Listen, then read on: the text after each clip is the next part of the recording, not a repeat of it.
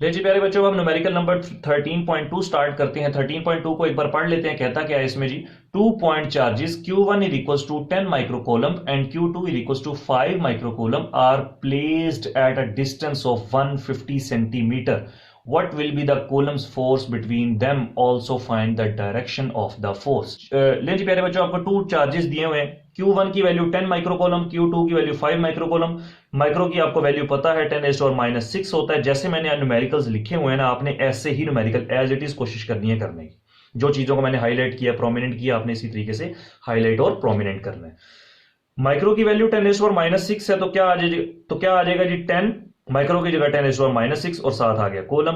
ये Q2 की value 5 माइक्रोकोलम थी, तो 5 माइक्रो की जगह 10⁻⁻6 और साथ आ गया जी कोलम। डिस्टेंस बिटवीन चार्जेस, अब इन दोनों चार्जेस के दरमियान का फासला, मिसाल के तौर पे ये Q1 है, ये Q2 है, इन दोनों के दरमियान का जो फासला है वो है 150 सेंटीमीटर। और यहां पर मैंने आपको अभी बताया कि R, distance between two charges को डिनोट करते हैं आर से, और ये हमेशा किस में होने चाहिए? मीटर्स में होने चाहिए। तो ये तो सेंटीमीटर में है, तो इसको हम कन्वर्ट करेंगे मीटर्स में। तो यहां से आपको एब्रीविएशंस भी याद रहेंगी, यहां से आपको फॉर्मूलाज भी याद रहेंगे, यहां से आपको यूनिट भी याद रहेंगे, और ये भी याद रहेगा कि हमने किस में कन्वर्ट करना है, किस में नहीं करना। तो डिस्टेंस को बाज बच्चे डी लिख देते हैं। तो हमने तो वो देखना है ना जो फॉर्मूला के अकॉर्डिंग है। तो डिस्टेंस बिटवीन टू चार्जेस को डिनोट किया जाता है जी आर से, और इसकी वैल्यू 150 सेंटीमीटर। सेंटीमीटर से मीटर में जाने के लिए क्या करते हैं? 100 से डिवाइड करते हैं। 150 को 100 पर डिवाइड किया तो आंसर आ गया 1.5। ये सारी कैलकुलेशंस आप कैलकुलेटर के साथ साथ करके चेक कर सकते हैं। और हमने क्या फाइंड करनी है जी? Find the force. हमने फोर्स फाइंड करनी है और उसकी डायरेक्शन भी फाइंड करनी है। तो उसके बाद जब डायरेक्शन की बारी आएगी तो फिर हम डायरेक्शन को डिस्कस करेंगे। अब यहां पर हमने क्या फार्मूला लगाया? कूलम्स लॉ का फार्मूला लगाया, F is equal to K Q1 Q2 over R square. ये फार्मूला कूलम्स लॉ का है, जो आपका इंपॉर्टेंट लॉन्ग क्वेश्चन भी है। तो यहां पर हमने फार्मूले में अब वैल्यूज को पुट करना है। एफ हमने फाइंड करना था, तो एफ तो आ गया जी एज इट इज, उसकी जगह पर हमने कुछ नहीं लिखा। के एक प्रोपोर्शनैलिटी कांस्टेंट है, जो मैं अभी आपको बता चुका हूं कि के की वैल्यू, यहां पर भी मैंने बताया कि के की वैल्यू क्या होती है? 9 × 10⁻⁹ न्यूटन मीटर स्क्वायर पर कूलम स्क्वायर। और यहां पर मैंने वैल्यू पर भी मेंशन कर दी, यहां पर मैंने न्यूमेरिकल पर भी मेंशन कर दिया है। के की वैल्यू 9 × 10⁻⁹ न्यूटन मीटर स्क्वायर पर कूलम स्क्वायर।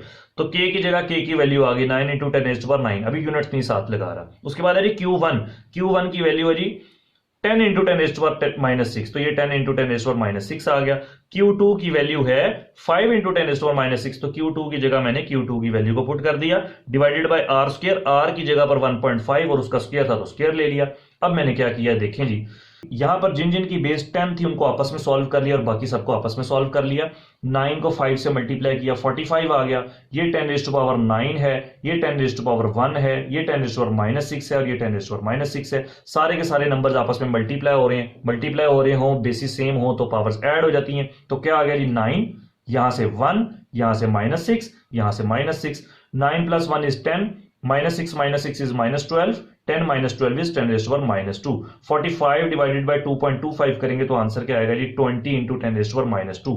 अब मैंने साइंटिफिक से इसको क्या किया? ऑर्डिनरी नोटेशन में। आपको कैसे पता चलेगा कि कौन सा साइंटिफिक में है, कौन सा ऑर्डिनरी में? जब भी वैल्यू के साथ मल्टीप्लाई बाय 10⁻⁻ समथिंग कुछ भी लिखा हो तो वो आपकी साइंटिफिक नोटेशन होती है।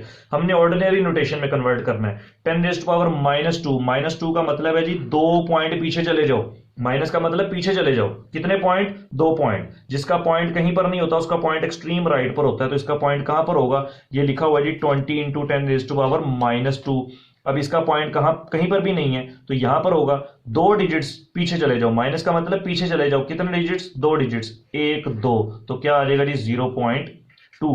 और बाद में जीरो लगाने की जरूरत नहीं होती, अगर आप लगाना चाहें तो लगा सकते हैं। तो 0.2 आ गया। और फोर्स हमने फाइंड करनी थी, तो फोर्स का यूनिट क्या आ गया? न्यूटन आ गया। अब इसके एक और पॉइंट में कहता है also find the direction of the force. अब ये बड़ी कॉमन सेंस वाली बात है जो मैं आपको बताने लगा हूं। ये आपको मेरे बताने से पहले भी आपको पता होगी।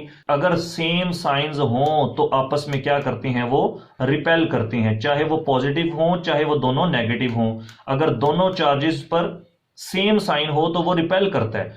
ऑपोजिट चार्जेस, ये स्टेटमेंट जो मैं बोल रहा हूं इसको याद कर लें। Opposite charges attract each other, same charges repel each other. क्या मतलब है? अगर इसके ऊपर भी पॉजिटिव चार्ज है, इसके ऊपर भी पॉजिटिव चार्ज है, तो ये करीब आने की बजाय दूर जाएंगे। ये इस पर फोर्स लगाएगा, इधर जाएगा, ये इस पर फोर्स लगाएगा, इधर जाएगा। सेम चार्जेस आपस में एक दूसरे से दूर भागते हैं।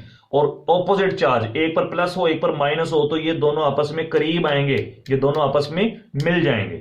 तो इस पर देखें, जरा गौर करें, Q1 की वैल्यू भी पॉजिटिव, Q2 की वैल्यू भी पॉजिटिव। जब दोनों पर सेम चार्जेस होंगे तो कौन सी फोर्स होगी? Force of repulsion. डायरेक्शन क्या होगी जी? Force of repulsion. तो both charges are positive, both charges are same, so the force is force of repulsion, repulsive force होगी। ये था जी प्यारे बच्चों आपका न्यूमेरिकल नंबर 2।